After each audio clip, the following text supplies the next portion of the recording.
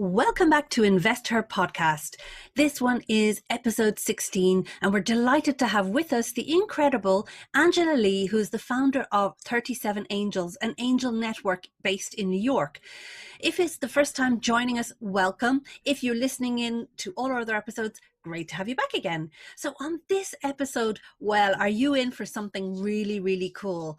We had such a dynamic session with Angela, with loads and loads of questions live from our podcast audience. And she runs through why she set up 37 Angels, why they've also created a fantastic boot camp to help train more women to become angel investors. And she's also going to give you her take on funding during COVID, what you need to do, those key do's and don'ts. And oh my goodness, are you going to be ready for an incredible list of resources that she gave live over this podcast? So you won't want to miss any of them. So check the links in the show notes and let's get started. InvestHer podcast is for you, the female founder who has a product, a service, or a message that you believe in and need to get funded. Or for you, the investor, who wants to learn more about the huge untapped investment opportunity that gives you a higher return, women entrepreneurs. My name is Anne Ravanona. I'm an entrepreneur, TEDx speaker, and women's advocate, and I'm passionate about helping women entrepreneurs get funded. In each episode, we'll take a behind-the-scenes look into real-world funding tactics and strategies to help you get the funding you need faster. Let's put the fun into funding. Thanks for spending some time with me today. Now let's get started. Great, so welcome everybody.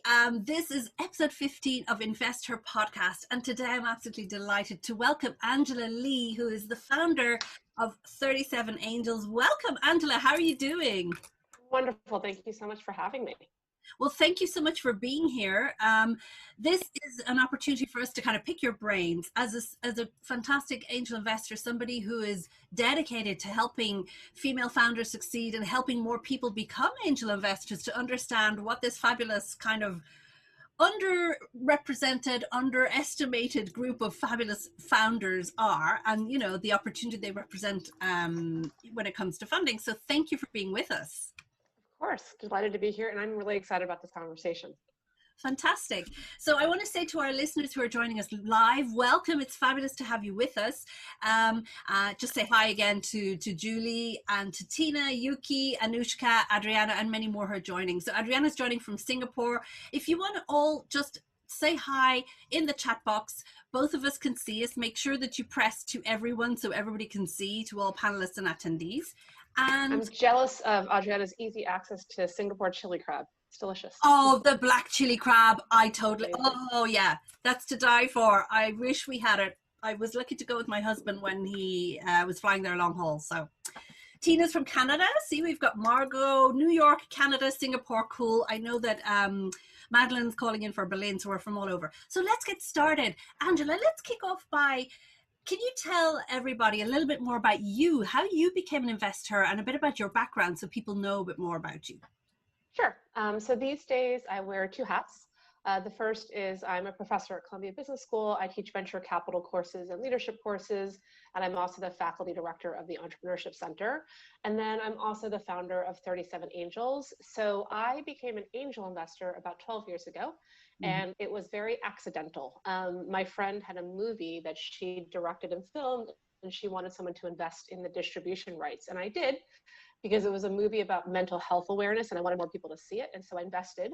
I wrote a $5,000 check, subsequently lost all of my money, but it was a really good experience. And all of a sudden I was a quote unquote investor, and people started sending me deal flow, and I had no idea what I was doing. And I looked around for educational resources, and I also looked around for a network filled with people who looked like me, because at the time I was kind of in my late 20s. I'm an Asian woman, and I was walking into rooms of investors, and I literally got asked the question, "Are you lost?" Or "Whose money are you investing?" And all these very fun questions. And so out of that came 37 Angels, which I started about 7 years ago. And 37 Angels invest in early stage startups. Every year we look at over 2,000 companies and invest in 10. We've invested in 71 so far. And we also teach women how to be angel investors. So we have an investment boot camp that teaches women how to source deal flow and value companies. And we're trying to get more women into angel investing and venture capital because, as you know, the numbers are abysmal there. And so we're trying to close that gender gap.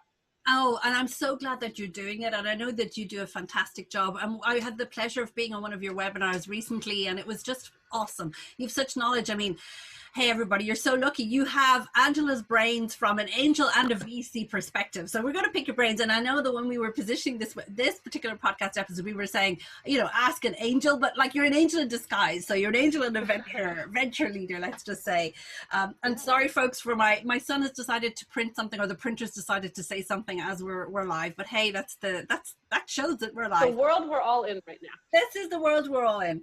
So, I want you to share with us one cool fact about you, one fun fact that people won't know about you, Angela. I guess a fun fact is that I applied to business school and culinary school at the same time, and that I had a vision board in my early 20s to be the next Asian Martha Stewart. This is before she went to jail, so yeah, it was okay. And I cooked, you know, professionally for a couple of years, and I really thought that I would be a restaurateur and a chef and doing all these cool things. And that's not what I'm doing, but that's something that not that many people know about me. That's amazing. And so what kind of cuisine? Because I'm curious now. You've got me going. So I was in Northern California, so kind of Northern California fusion. But so I ran a series of experiments for a while. I played every role that I could in the food industry. I was a cater waiter. I was an accountant. I obviously was apprenticing under a chef, and just realized that the glamour that you see on the Food Network is not what happens behind the scenes. And luckily, I spent 2 years doing it professionally and didn't end up going down a path that I actually would have been very unhappy doing. I still cook a lot for at home, but not for me professionally. Wow. So just bear with me, everybody, while I turn off my printer beside me because it's driving me crazy. I'm sure just so you know, I can't hear it. But... Oh, good. Can everybody else hear it? If you just tell me in the sound, because if that's not bothering you, that's super cool. This is how we know it's live. In the chat box, please, just let us know. Yeah. That's awesome. Like, I think that's so cool. And who knows, you might always go back to it. Do you cook a lot at home? I do. I cook a lot. And I try desperately to do food plating, but I'm not good at it. So I have all of these photos of very ugly looking plates of food, but they're delicious, which is what matters. Oh, that's wonderful. So I'm just, our listeners are saying that's cool that they can't hear the printer. That's wonderful. I don't need to move. So you can see me without jumping out of my chair. And I think that it's awesome as well, the fact that, how come you chose to help other women become angels? Now, I'm shocked that somebody said, are you lost? I mean, that's probably one of the most insulting things I've heard. And I've heard many things from female founders and other investors, but are you lost is probably what right up there. I mean, so how come you chose to help more women? Yeah, so I mean, the numbers speak for themselves. So angel investing right now is somewhere between 15 and 20% women, depending on what data you look at. Venture capital is like 3% women partners. It's teeny tiny. Yeah. So it's clear that we need diversity in both places. I think that's one. The other thing is, I think it's really important, you know, as a human, to just ask yourself, what are you good at, what you can be helpful doing? And I am first and foremost a teacher, right? I'm an educator and I love doing it. And that's how I can help to close the gender gap, is to teach people and arm them with the skills they need to do this. And I think the last thing is that, you know, angel investing, venture capital investing, it's this thing that everyone is kind of we're all underqualified to be doing it. And there's a study that some of you might know that when a man sees a job description and he fills 6 out of the 10 criteria, he'll apply. But for a woman, she needs to check off all 10 of those boxes. And so women are less likely to do a job that they feel underqualified for. And by definition, we're all unqualified to be angel investors. And so it just seemed like the best way that I could help. I happen to love it. And so that's how 37 Angels was born, really out of like something that I wanted when I was starting it, which was, why won't someone explain to me what a liquidation preference is? And I do feel like venture capitalists, it's this world where, like, if I say a bunch of words you don't understand, that makes me seem smarter. And it feels very cliquey and very niche. And I wanted to really kind of shine a light on that black box. I love it. And you're absolutely right in saying all of those things, because we have to let everybody know that this is for everybody, and we need more diverse angel investors, so more men investing in female founders, because I think that's the thing. There are, as you said, 15 to 20% of angels are women, so the vast majority are, again, men. And guess what? Women are coming more and more into the wealth that we either create or it's being inherited. So now there's no better time now than ever to become an angel investor. And I love the way you shared your story about how you started, but as you say, you were an accidental investor with that opportunity that presented itself to you, and you kind of jumped into it. And, I love the way you share that. So tell us a little bit more about the process, like how you help women entrepreneurs, particularly, first of all, how you, the process to help them get funded, and then let's put the spotlight on the bootcamp, because I want our listeners to learn from both resources. Like, it's fantastic. And I do remember from when I interviewed you way back when, a few years ago, how you were saying that your process was super fast, that you gave feedback really, really quickly, which for me stood out among all the investors that I had interviewed up to that point. Even getting feedback was a big thing, and the actual decision-making process took a long, long time, whereas yours at 37 Angels stood out as being super fast and efficient. So I just wanted to frame it that way and hand it over to you to kind of tell us a bit more. Yeah, so in terms of helping female founders, number one, we're getting more women writing checks, and all of the data shows there's literally a one-to-one correlation between, if you have women writing checks, more women will get funded. So that's the number one way that I'm helping female founders. The second is through a tremendous amount of education. We obviously educate female investors, but I also do a lot of, I did an AMA this morning, right, where I am doing workshops with female founders around customer acquisition, around fundraising, around all those topics that I know people have questions about. So I do a tremendous amount of time. I spend about 10% of my time doing mentorship. So that's a big bucket as well. And then the last thing is collecting resources. So I'm just going to share a link in the chat, which is 37angels.com/female. We have a list of about 40 different organizations that are specifically helping female founders, like Global InvestHer. And it's a great list to go to in terms of, I need support and I need a network. So those are all the different things that we do to support. You mentioned process. The average angel network in New York City takes 187 days to get back to a founder. That is too long. So we guarantee that you get an investment decision 4 weeks from pitching, which is much more in line with venture capital timelines, because as we know, time is money and founders have less time than anybody. And so then we think it's really important to be really efficient in our process. And 40% of our network is former founders. So we very much get it. We've been on the other side, myself included. 37 Angels is my fourth startup. So do you only have women angels? I get that you train more women to become angels. Are they only exclusively women angels in 37 Angels, or do you have some male angel investors as well?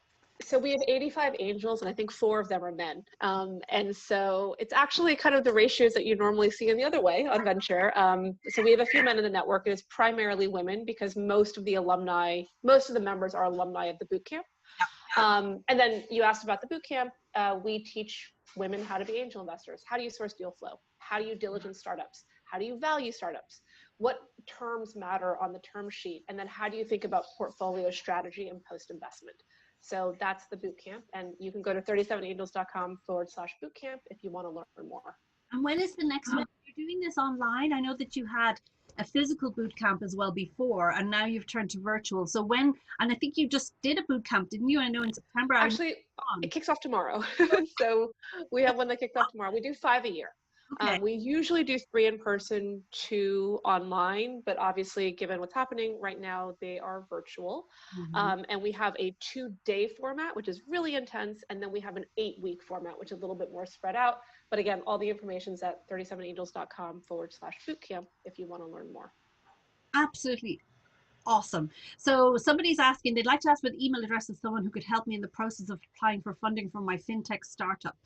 So I don't know who's, they've made themselves anonymous, but I think they're addressing that to you. So they kind of want to know, who do they apply to? What's the email address? This is like, and oh, look, Margot says she definitely wants to apply for the next boot camp. Good. Yay, good, Margot. Awesome. That's what we want to see. That's awesome. So the question is specifically about female fintech? Fintech, yeah. Okay, so let me answer it more generally and then specifically to that person. So in general, if you want to apply for funding, you have to open up an Excel spreadsheet and create like a sales pipeline, right? So who are all the investors you want to reach out to? What funds fund fintech or health tech or ed tech, whatever you're doing. And then the columns across the top are, I reached out, Did they respond? Did they take a meeting? Am I in diligence? Are we negotiating term sheets? It's a sales funnel, just like with anything else. And unfortunately, you're probably going to have to reach out to 100, maybe 200 investors to raise a round. It is a time-intensive process. It takes 3 to 6 months to raise a round. But I'll share a couple of resources.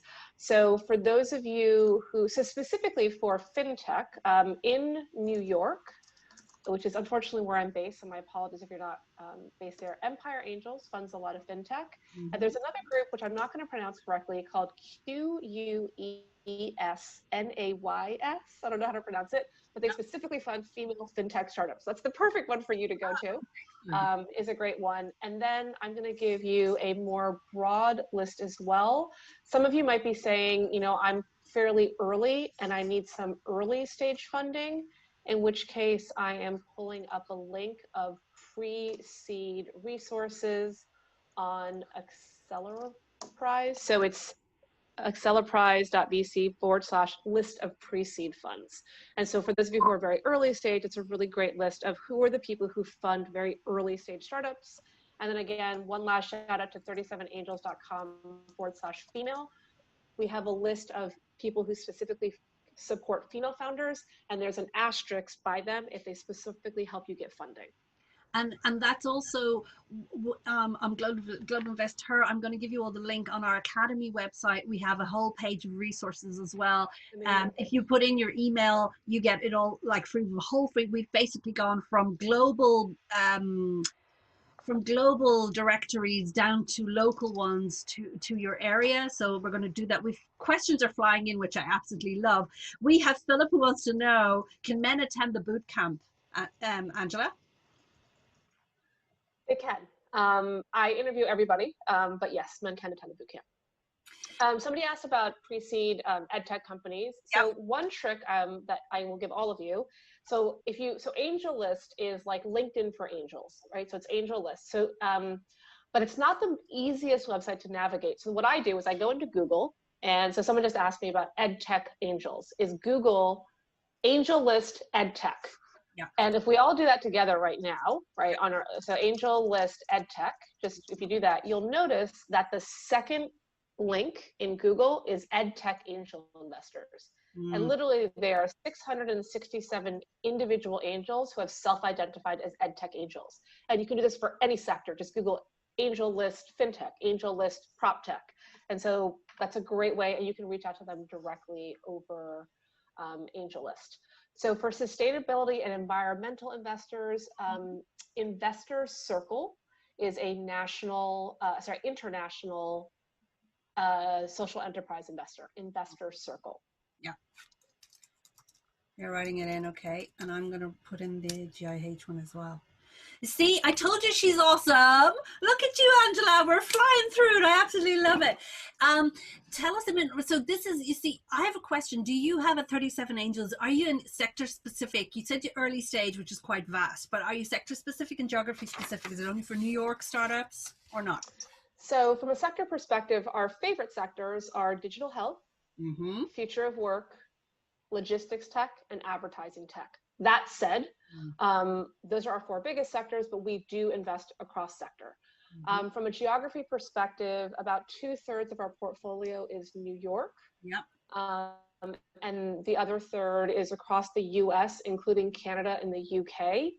And in general, most investors invest locally. 90% of angel investors invest in their backyard. Something like 75% of VCs invest in their backyard. And this is good for you as the founder. And the reason why is because if I invest in a New York company, I can help them hire, I can help them get acquired, I can help them get clients, get advisors. When we are helping, and we have a portfolio company who's based in Minneapolis, they're amazing, but I am less able to help them as an investor. So most investors invest in their backyard. That's awesome. So Margot's saying she's a social enterprise. So what tips have you got for social enterprises? Yeah, the biggest tip for social enterprise is I find that what happens is when a founder pitches who's a founder of a social enterprise, they will almost exclusively focus on the social benefit.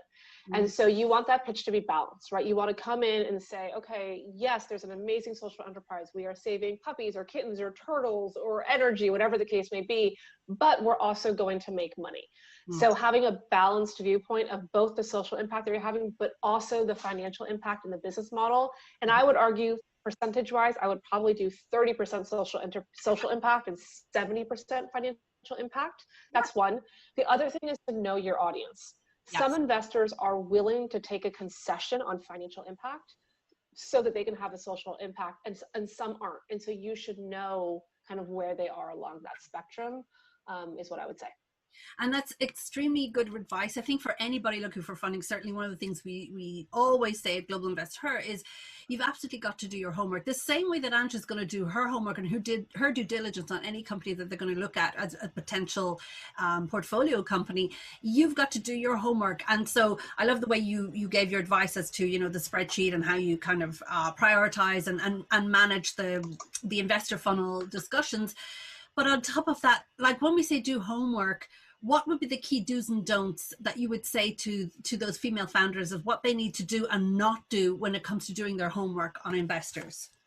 Yeah, so I think the kind of two biggest things that you should absolutely know about whoever you're pitching is sector and stage, right? So sector is what Andrew's asked me, right? Like what sectors do we invest in? So you should know that. So we say on our website, we don't invest in clean energy. So when someone comes to me with a clean energy company, I'm like, you clearly didn't read our FAQs. Yeah. And then the second thing would be stage, right? So we write $100,000 to $200,000 checks. So when somebody comes to me and they only need $25,000, then they're going to be too early for us. But if they're raising $50 million, it also doesn't make sense. So they haven't done their homework.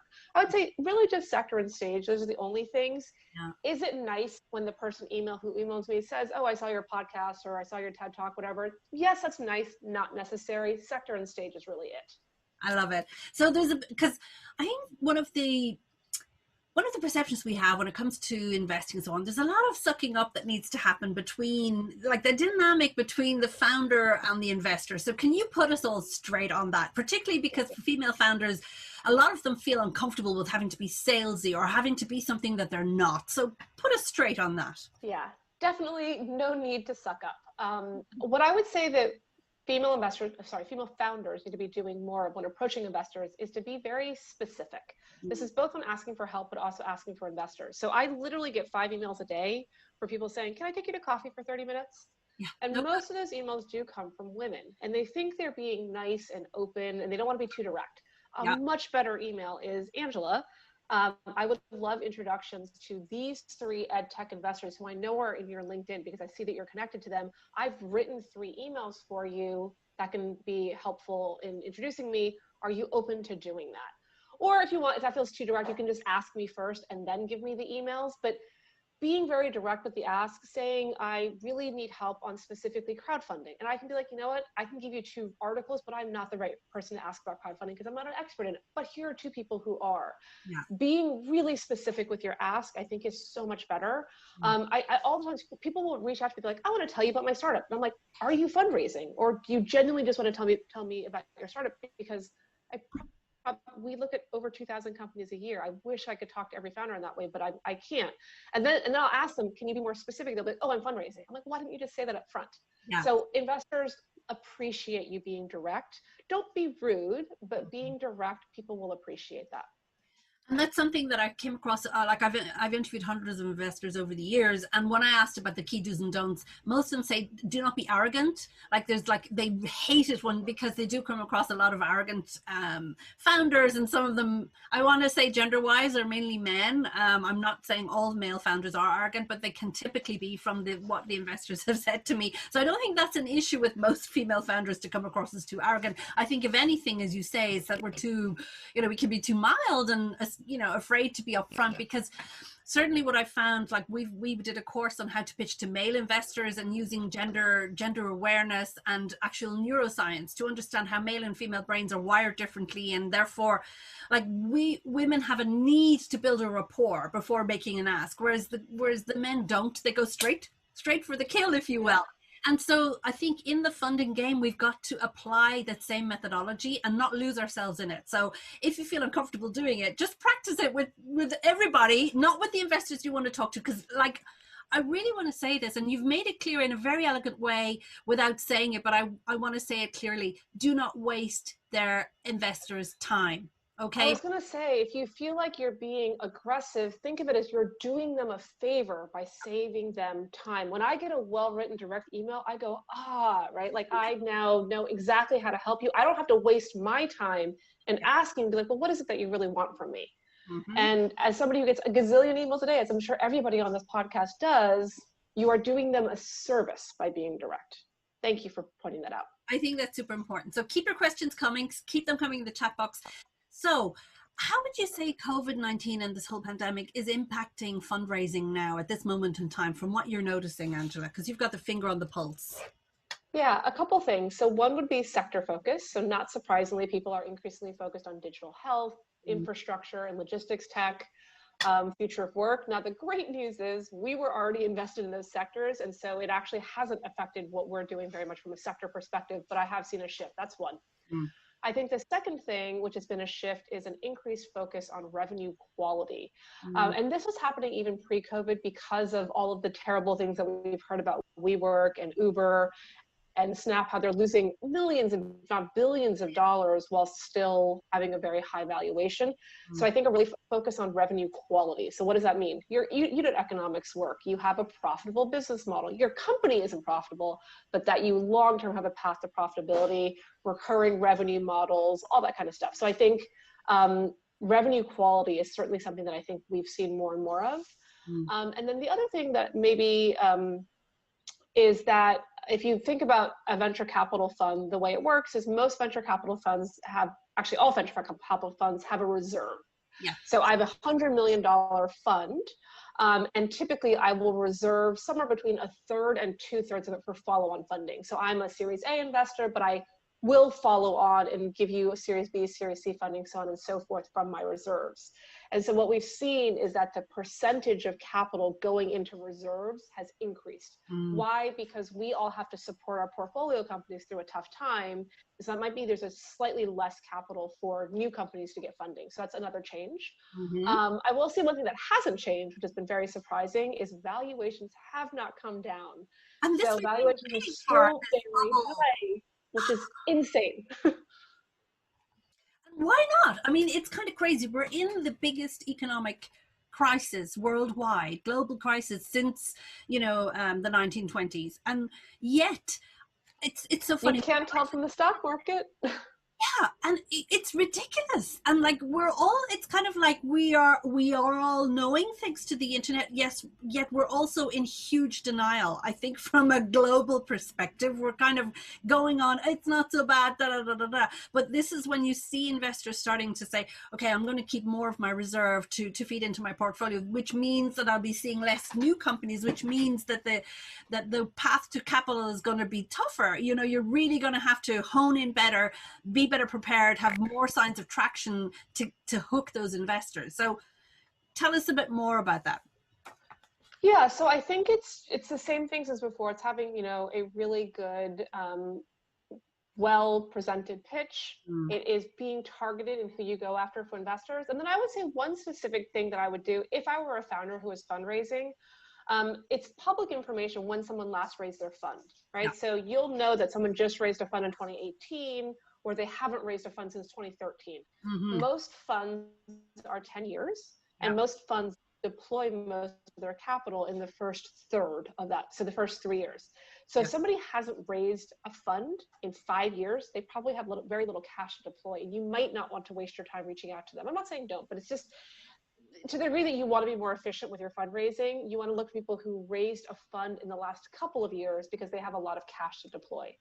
So do you want to take a couple? Go ahead. Take a couple of. I was going to say take a couple of questions, but I think that's super important because it means that when we're targeting investors and some of the funds, I think it's kind of weird from from a VC point of view. They kind of look down on these new funds. They're like, oh, they're newbies on the block, and so on and so forth. And when they're raising funds for their funds from the LPs are like, no, but it's your first time fund. So it's such a catch-22. It's like, Well, just to be clear, I don't mean first time fund, because right. Sequoia is on fund, I don't know, 18, right? RRE is on fund 9. So it's not that it's a brand new fund. It's that, like, Greycroft, I think, is raising fund 4. Yeah. So it's when did an established fund last raise a batch of funding? That's what I mean by that. Yes. Thank you for that clarification. Perfect. So go ahead and take some of the questions. Yeah. So the process of deciding to invest, the way it works with us, which is pretty similar to how it works for most angel networks and frankly most VCs, is I have a team of investment associates. They look at 2,500 companies. We meet with about 1 in 4 of them. I meet with all of them. So I meet with 600 companies a year. From the 600, we pick about 50 that we bring to our angels to pitch. So from 2,500 to 50, it's just me and my investment associates. From 50 to the 10 that we invest in, the angels vote on their favorites, the angels do diligence, the angels decide who they're going to invest in. That's how most angel networks work. The way venture capitalists work is that you come in, the associates are doing the filtering, and then they all have a Monday partner meeting where they're pitching it to the partners. Then the partners decide which ones they want to diligence, and then they go forward. EdTech is such a broad term. Are we interested in short-term ROI or longer span? Definitely long-term. The average company from seed to exit is 8 years. These are very long-term investments. You'll often hear us called patient capital, so very long-term investments. How do you organize your research as an angel? What tools do you use? One tool that I love is Bessemer Atlas. Bessemer is obviously a very well-known venture capital firm. They have a resource called Atlas where they write the roadmap for fintech, the roadmap for active aging, and it's their perspective on industries. And so I do a lot of reading on people's perspectives on different sectors. And those are the questions. Excellent. And I'm just typing that in for the other person. Thank you. Okay, so what about the temperature in New York? How are angels reacting to, like, what's the fundraising scene in New York given the current temperature, and also because there's elections down the road, etc. Oh gosh, I won't go there, but I won't speak about that. But yeah, so there's a group in New York called the New York Angel Alliance. It's about the 20 angel networks in New York, and we all meet once a month. We were in a meeting a couple of months ago, and I took a poll because I like data, and 70% of the groups, business as usual. So we're going to keep investing as we're going to invest. Wow. 20% of the groups were going to slow down. They were going to invest maybe half as much as they did last year. And then only 10% of the groups were like, until this thing blows over, we're going to kind of put our heads down and just focus on our portfolio companies. So the good news is most of us are investing as normal. And I will say, personally, 37 angels, we are on pace to invest in 10 companies this year, just like we did the last 7 years. So very little has changed. I love it. You can see all the comments. Everybody's saying thank you for the information, that it's excellent. I told you she's fabulous. We only have fabulous people on this podcast. How are you surprised, everybody? You're not. I know you're not. Okay, so now what surprises you about this current funding scene, and what doesn't surprise you? Because we could expect, like with a big pandemic, with the big bubble bursting or not going forward with IPOs, that that would really impact things. So what's surprising and not surprising about the current climate? Yeah. I mean, what's surprising is that the fact that valuations have not gone down, right? That is just really surprising that valuations haven't gone down. I think what's not surprising is the resilience of founders, right? And so I think there is data to show that a lot of excellent companies are started during downturns. And, entrepreneurs are gritty. And I think you don't see that more than right now. And so it's actually been lovely in that way, right? To see entrepreneurs band together, to see people supporting each other. We have 71 portfolio companies. We have them meet, and they were just really helping each other with fundraising, with customs shipments from China, like everything. And people are opening up their factories to make masks. And so I think, as I'm sure some of you might know, Mr. Rogers, he was quite famous in the 70s. He was an American kids show host, and he always talked about looking for the helpers. And there are a lot of helpers out there right now. And I think that in a lot of ways, we've seen the good in people come out over the last 6 months. Do you think that the changes we're seeing, like with the helpers, and because there's a lot more humanity, I think that's good. And I'd say particularly for New York, which can be a very brutal city, and Paris too, by the way. Do you think that's going to stick? I mean, we talk about the future of work and so on, but what's happening now? Do you think some of those good behaviors are going to stick or not? I am hopeful. I think one of the good news is, like, for those of you who've ever been through like a personal crisis, you kind of know who your friends are, right? Mhm. And you know who's there for you, who doesn't come to the hospital maybe the first time, but the fourth time, who checks in with you 3 months after something traumatic happened, not the first week. Yeah. And so I think people do show their true colors right now. And I think that the only thing we have in this world is our reputation. And certainly in the investing ecosystem, it's a very small ecosystem. I would say within each city, and everyone knows everybody. And like, you know who the jerks are, because there are people who are like, oh, I can now take advantage of founders because they're maybe a little bit more desperate for funding. People remember that. And again, these are long timeline relationships. And we're going to remember both who the jerks were, but also who the helpers were. Are you seeing more people target 37 Angels because they know you're not jerks? Are you seeing that there's more people coming to you because you're very vocal and you're out there supporting the ecosystem? So are you seeing more flow coming towards you? Not in terms of just overall volume. We're seeing more referred deal flow, which is a very good indicator that our network likes us. Yes.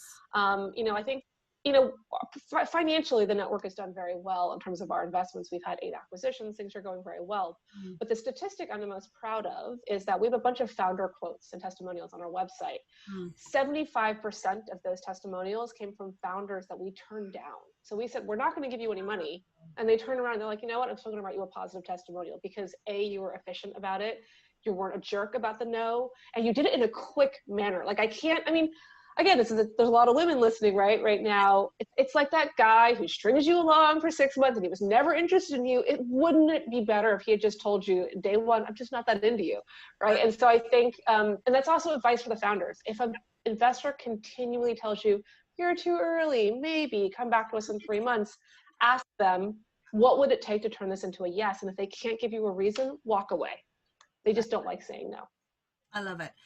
So what needs to change in the funding ecosystem? Like you've been in this now for quite some time, both influencing and educating the future VCs of the world, which we're so lucky to have it. Oh, Julie says she loved that analogy, and I did too. So what needs to change, Angela? Yeah, so my kind of non-fun answer is transparency of data, which I know is not a fun answer, but it is my honest answer, which is these are privately traded companies, privately invested companies, so nobody has any idea what's going on, and people only talk about their successes. And so that's very lonely for a founder because you're like, everyone else is making a gajillion dollars. Why aren't I? And that's not true, I promise you. So just transparency of data. I wish it were more regulated, and it's not. This might surprise you. It only started in the 1970s that publicly traded companies had to report earnings, which I only learned that recently, right? It feels like, gosh, why wouldn't they? But it's still a relatively recent trend. So number one, transparency of data. I think on a more kind of qualitative perspective, I mean, obviously we need more women on both sides of the table, starting amazing companies and investing in them. Yeah. But I do think that right now because everything's so kind of private and closed rooms, you have people can be jerks for a little bit longer than I wish they could be, right? And kind of get away with it. And so I do wish that the feedback loop reputationally was quicker.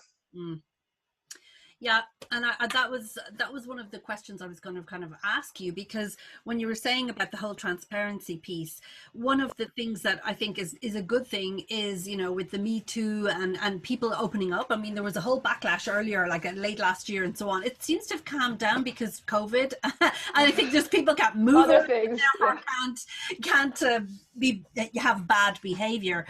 What advice would you give to female founders who have to deal with any nasty, they call us nasty women, we're going to call them nasty investors. So any nasty investors, whether they be male or female, what would be your advice on how to handle them?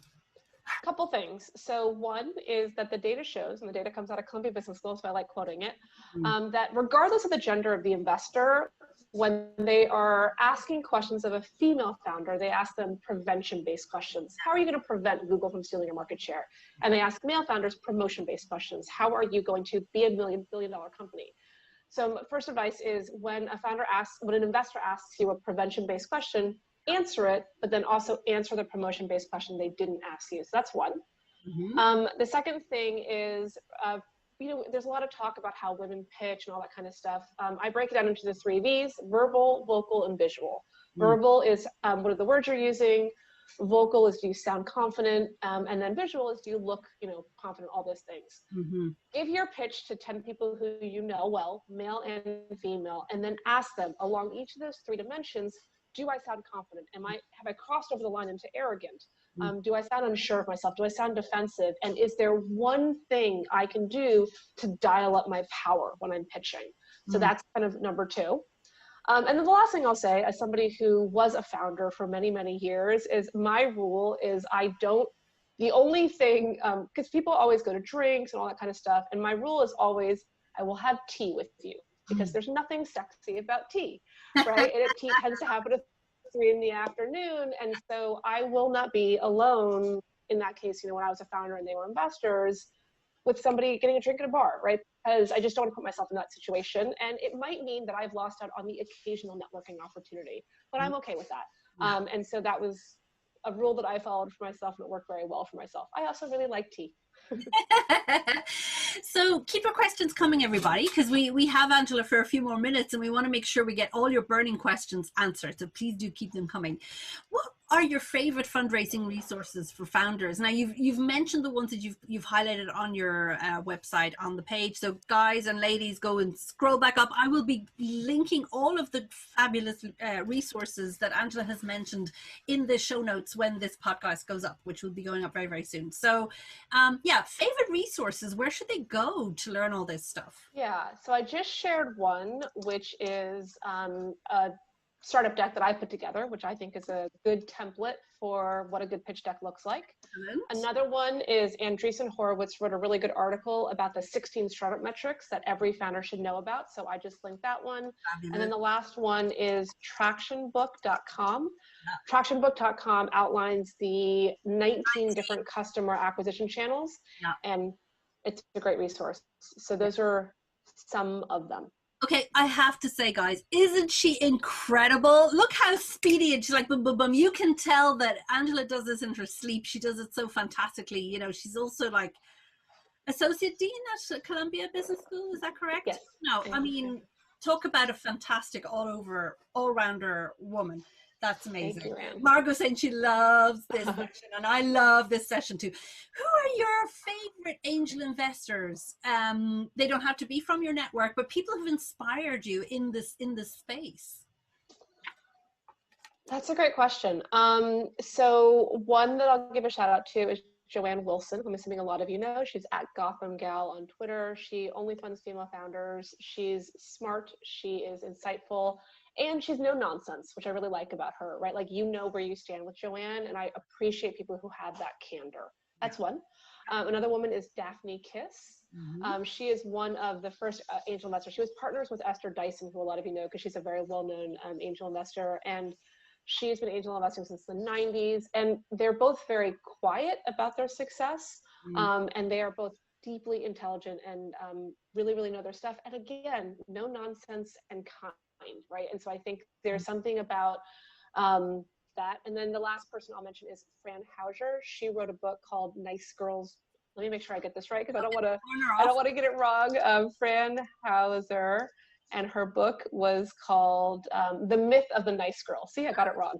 So Fran Hauser, Myth of the Nice Girl, which is a great read for everybody. But she's both an angel investor. She's also like a lovely human being, and talks about how you can be nice and incredibly effective in this workplace. She was president at Time Warner, right? She is a force of nature, but the loveliest human being at the same time. So those are 4 women that I really respect.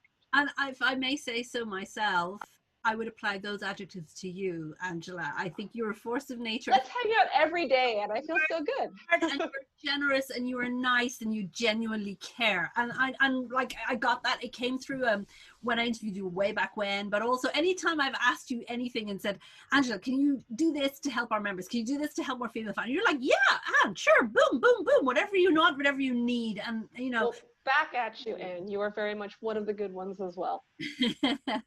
Okay, guys, come on, give me more questions, because this, I think there was one up top. So any investor funding. So people who are for equality, Yeah, so I actually have spent a lot of time working with fund leaders around diversity and equality. I actually was at the White House. Unfortunately, I was at the White House in September of 2016 and helping them figure out how do you increase diversity in entrepreneurship. I've worked with Justin Trudeau on the same topic. Canada's doing a phenomenal job at supporting diverse founders. And there are a couple of things that I think every single investor should do. The two things that I think nobody has an excuse not to do. The first thing is to have pipeline metrics. Yep. I think that it is very hard to give investing metrics to say your portfolio has to be X% Black, X% women, X% whatever. But you have no excuse not to say you look at 1,000 companies a year, 20% have to be whatever, whatever, whatever. You have no excuse not to do that. So that's kind of one thing. And then the second thing is once you invest in a company, we give our companies kind of a diversity pledge and they commit to hiring inclusively. We give them a bunch of resources around how to hire inclusively. So two that I'll show, one is called text.io. What you do is you take your job description and you run it through and it tells you, is there bias in your language? Because if you put the word, I'm looking for a data science guru, rock star, ninja, women and people of color are less likely to apply for that job. But if you're saying looking for 3 years of experience in data scientist, everybody will apply to that. So they'll tell you if there's bias in your job description. Blendor is a great, Blendor, almost positive that's how you spell it. She's amazing, right? They basically take your resume and make it so you can't tell the demographic information of the person who's applying. So you're applying people based off of their skill set, not because their name happens to be male, female, or suggests a certain race. Yes. So that is. So we have a question from Adriana. I'm very curious about how do you organize the information from the moment startups send you an email and get your interest? Do you have a spreadsheet that you start to fill in or use a platform that can share information with other angels? Very good question, Adriana. Yeah, great question. So Gust is the most probably well-known platform that we all use to share information. So Gust, G-U-S-T, is definitely one that we all use to share information. That's one. And then we put everything into so we have basically every 2 months we have a cycle and we just put everything into a giant Google Doc, right? So I wish I had a more exciting answer for you. That's what we look at. And I would suggest if you haven't been using Airtable, use it. It is absolutely awesome. I absolutely love it. Yes, we are starting to use Airtable. Yeah, because you can do, it's like a souped up Google Sheet that you can slice and dice the data. You love data, Angela, you will love Airtable. I didn't know it and use it until 2 months ago. And now we've built our InvestHer directory on it. It's awesome, you know, so. Yeah, our membership directory is on Airtable, same thing, but you're right. We need to use it more in our day-to-day operations. Yeah. So it's Airtable, Tina. Yeah, you said we were cutting out, so sorry about that. So Airtable, airtable.com. It's a free resource like Google Docs and so on, but it's absolutely fantastic. And you want to see what it looks like, go onto our directory. And I want to tell you all a little bit about this because we are launching, it's already live. So I'd say we're going to be kind of telling the whole world about it.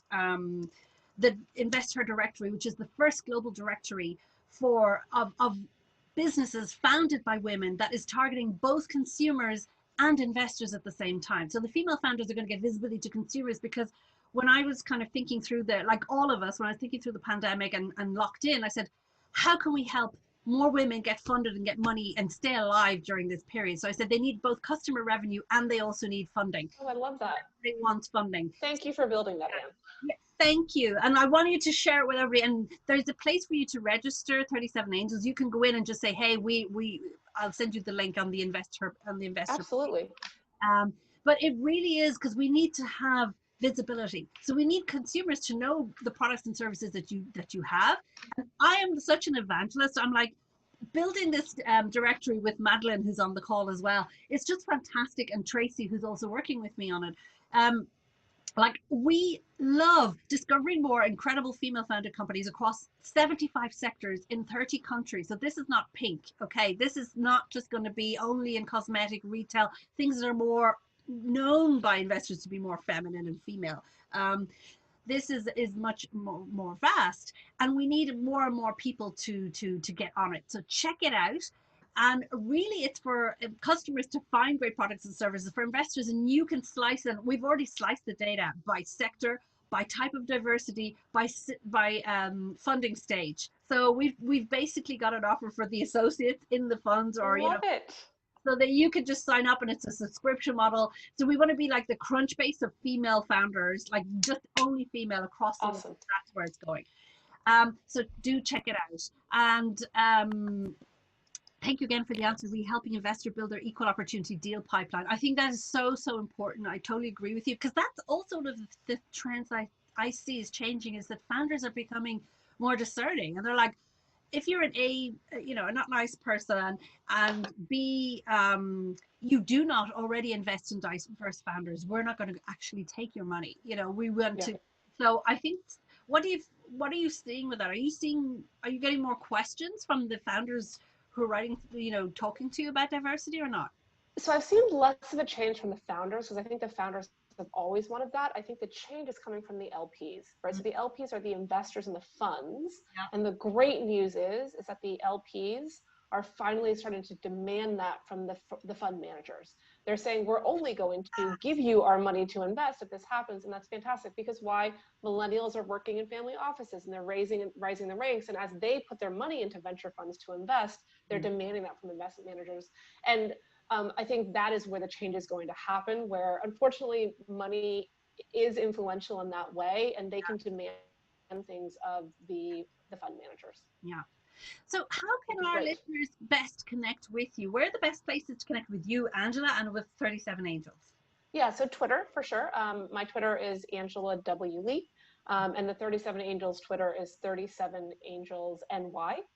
That's one. And then we have a bunch of resources on our website. So I showed the female one, I showed the accelerators list. We have a glossary. We have a list of just tools for like marketing and building wireframes, but there's just a ton of stuff up there. Again, I'm an educator first and foremost, and I really like collecting resources and making lists. I know that sounds weird, but it's fun for me. And that's what I do. I do. And you know what? It's funny because when you say that, it's like like when I was a child, I loved organizing information. And if you asked me what superpower, like if I was Wonder Woman, I could have a superpower. I would love to be able to gather all the information in the world and be able to digest it and give it out to people in the way they can get it. Like be a super intranet, but give you the target information you need to for whatever. And when I was a child, I would literally create libraries. Like my books I would create into a library. Oh my gosh. And I would loan them out to people, and I was already organizing information. Of course, in college and everything, all my stuff was super organized, and I'm just laughing at myself now because it's always been there from very, very young. It's just so funny. I love that.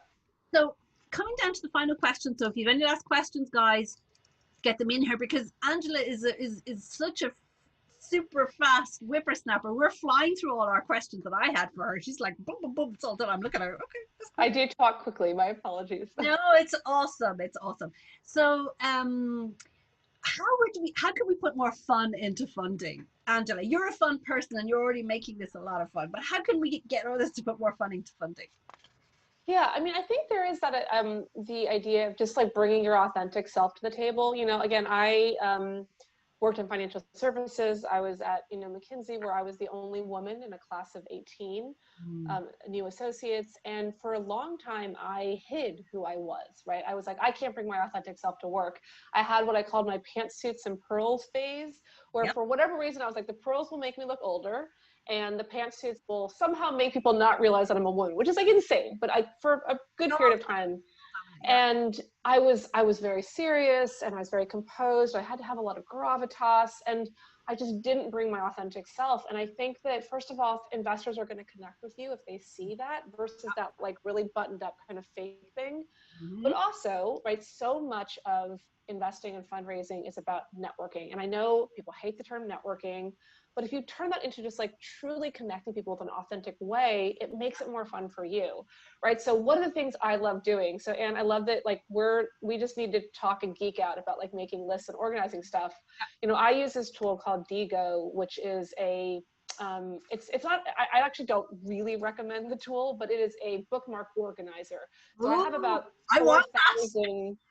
4,000 bookmarks, all tagged by different topics. And so you mentioned neuroscience. So I have like 80 articles on neuroplasticity saved because I like them. And my job as a professor is to curate and distill knowledge. And when I meet someone who I'm like, oh, Anne's interested in neuroscience, I can send her an article. And I was doing this for years because I like reading articles and I like sharing knowledge. And a decade later, I realized, you know what, it's actually been very good for me networking because every year I bug them with an article.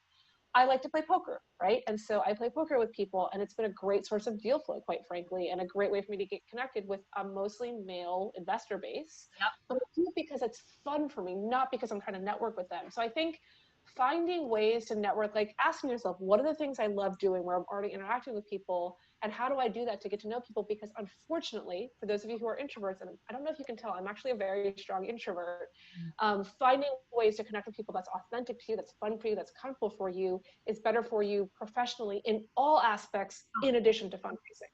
Totally agree with you. Like we had a guest on, our first male guest we had a few weeks ago, Ed Zimmerman from I love Ed. I love Ed, and he's fantastic. And Ed is, and talk about the best connector in the world. He's incredible. Ed, if you're listening, your ears are going to be burning.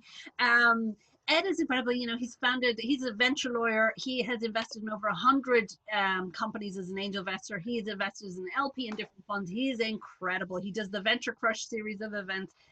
And apart from all of that, Ed is a wine nut. He is crazy about wine. He knows so much about wine, about French wine. And I live in France, and I don't know an awful lot about wine. He knows everything. And one at Venture Crush Paris, he did a session in Paris, and of course I went to it. And he's so cool. So talk about bringing your authentic self.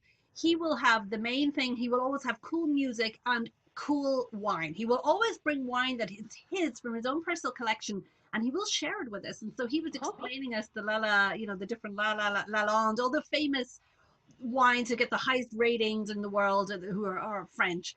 And I had never tried those wines before, and I'll never forget, he gave me one of the Lalande, and I was like, oh my God. It's like when you have taste caviar or something that's exquisite, like the black pepper crab in Singapore, which is one of the things, if you haven't done before you die, you have to try that. It's just incredibly good. And like you know food and stuff. I'm just saying, why am I bringing up Ed? And that is because he's totally authentic. He's an incredible guy. He knows so much, and he's an incredible connector. But he brings that to whatever he does as well. And it sounds like, Angela, when are you going to organize something around food? I mean, you're an incredible foodie. Yeah. Like, I'm waiting for this. What I don't. It'll happen. But, there's a question in the chat, like, well, how do you do this in a kind of COVID world? So I really, really highly recommend 10-person Zoom calls where it's a facilitated conversation. So what do? So with our portfolio companies, we will talk about a specific topic, right? Growth hacking or customer acquisition, whatever the case may be. With our angels, I will have like one quick topic, maybe 10 minutes. It's a little bit educational. And then we do what's called, everyone has an ask and a give. Right. Yeah. So an ask is, my name is Angela. I'm asking for help in this area. And then here's what I have to give. And what I find is it's a super small thing, but it makes the hour go by so quickly, and you have a real conversation.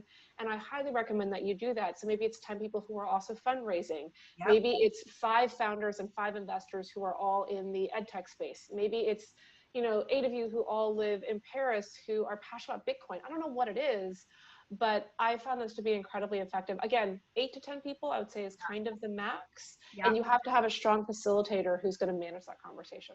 And that it's funny you say that, because that's what we have in the investor community.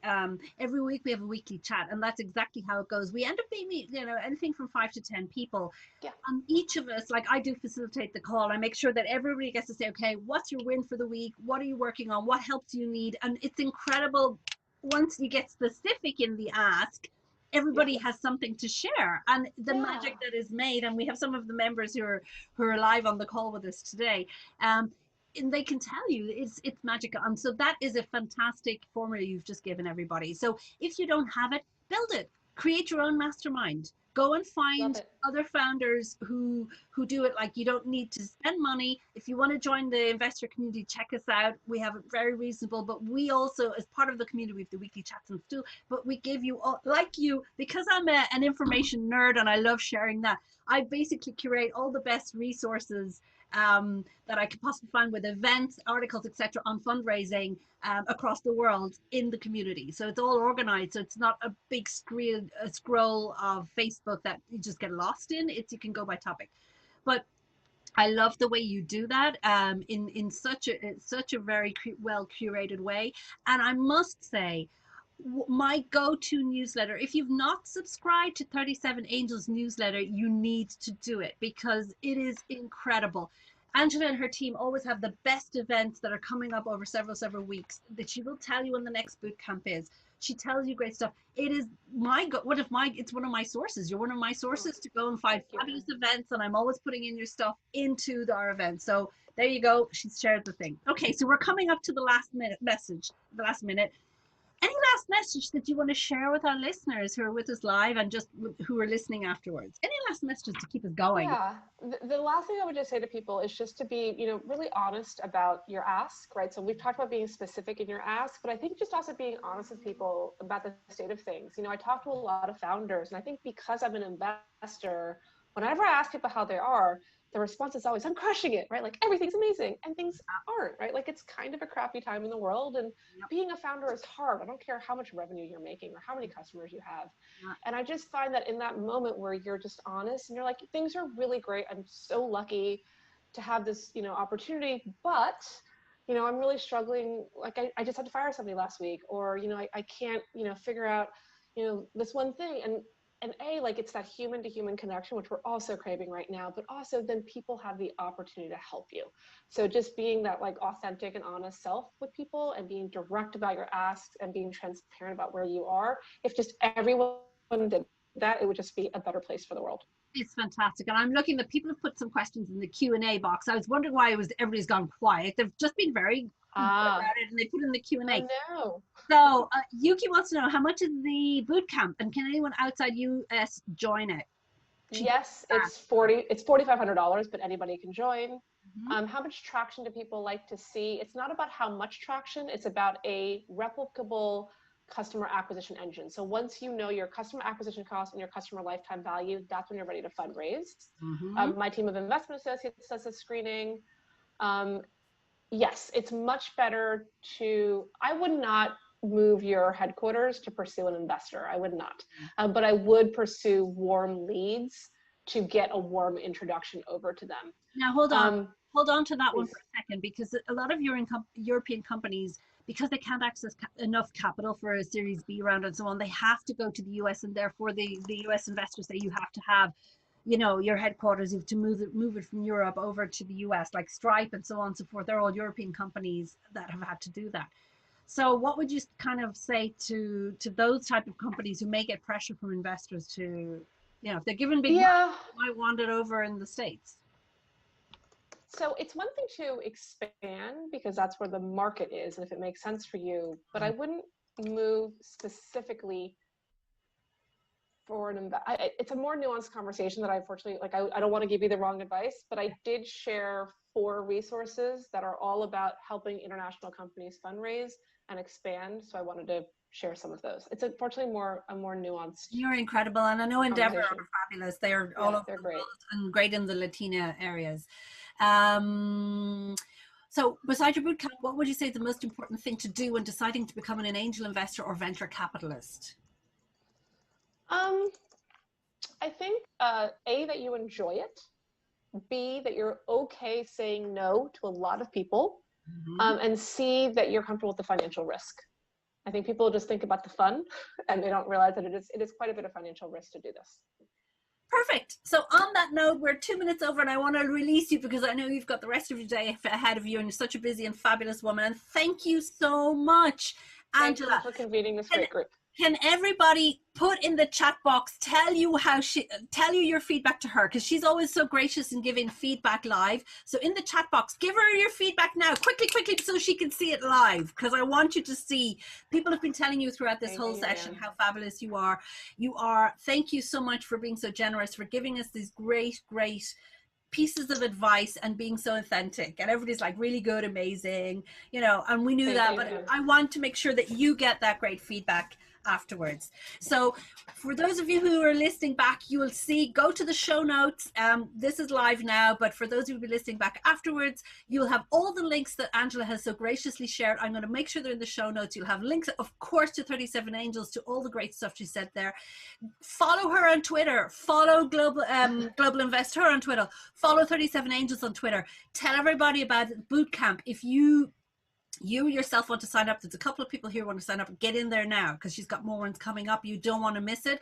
And if you know other people who want to be part of that boot camp, get them in there. So thank you. Now everybody's learned. They've learned so much great information, and it's, you know, that you're always wonderful, and I agree. So thank you so much, Angela. Thank you to everybody who's with us live. You had great questions, and you really peppered up put some spice in.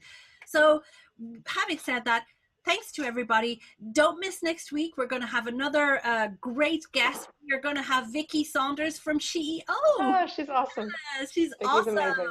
So radical general, fabulous person. So she's going to be on. And then after that, we're going to have Jan Ameri from Arctic 15, which is a fantastic event in Europe. It's going virtual this year, and it's all about connecting investors with startups, and we're partnering with them. So don't want to miss the next one's coming up. Thank you, everybody. Take care. Thank you so much, Angela. Big hearts to you. You're fabulous. Love you all, and take care, and we'll see you soon. Thanks a million. Bye, everybody. Have a great rest of the day. Thank you for listening to InvestHer podcast. Don't miss more great funding tips and insights by subscribing to the podcast on Apple or your favorite podcast host.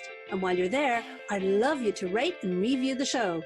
We'd love to hear from you. So if you'd like to send in some questions, interact with our guests, or suggest other great people we should feature, join our community on the Flick InvestHer group, or send us a message on investherpodcast.com. Want more great resources for female founders about funding? Check out our InvestHer Academy at academy.globalinvesther.com. I'm Anne Ravanona, and look forward to having you with us again for our next episode. Let's put the fun into funding and get more women entrepreneurs funded.